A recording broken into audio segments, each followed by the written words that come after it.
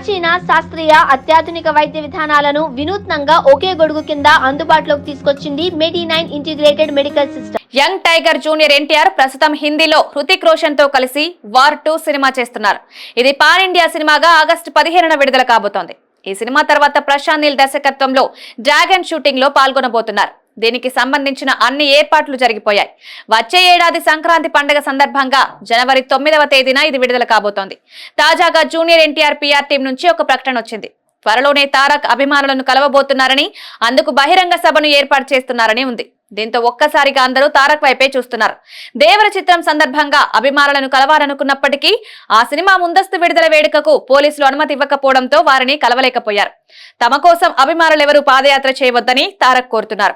తనపై చూపిస్తున్న ప్రేమ, అభిమానానికి తాను జీవితకాలం రుణపడి ఉంటారని, వారి అపారమైన గౌరవానికి కృతజ్ఞతలని, తనను కలిసేందుకు అభిమానులు ఎదురు చూస్తున్నారని, వారి ఆసక్తి తెలుసుకొని ఎలాంటి ఇబ్బందులు ఎదురు కాకుండా వ్యక్తిగతంగా సమావేశం అవ్వాలని, అందరినీ కలవాలని నిర్ణయం తీసుకున్నట్లు వెల్లడించారు.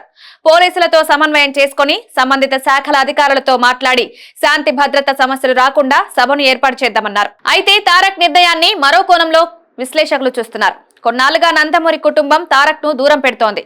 నందమూరి తారక రామారావు శత జయంతి వేడుకల్లో జూనియర్ ఎన్టీఆర్ పేరు వేయలేదు. బాలకృష్ణకు చాలా దూరంగా ఉంటున్నారు అనే కన్నా ఆయనే ఎన్టీఆర్ ను దూరం పెడుతున్నారని చెప్పొచ్చు.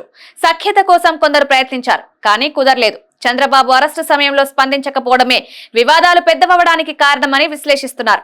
అయినప్పటికీ అప్పటికే వారి మధ్య దూరం ఉంది. తారక్ తో పాటు కళ్యాణ్ రామ్ కూడా నందమూరి కుటుంబానికి దూరంగా ఉంటున్నారు. ప్రస్తుతం వీరిద్దరూ ఒకే మాట మీద ఉంటున్నారు. బహిరంగ సభను ఏర్పాటు చేయాలనుకోవడం అంటే తన బలాన్ని చాటాలనుకుంటున్నారేమోనని కొందరు అభిప్రాయపడుతున్నారు.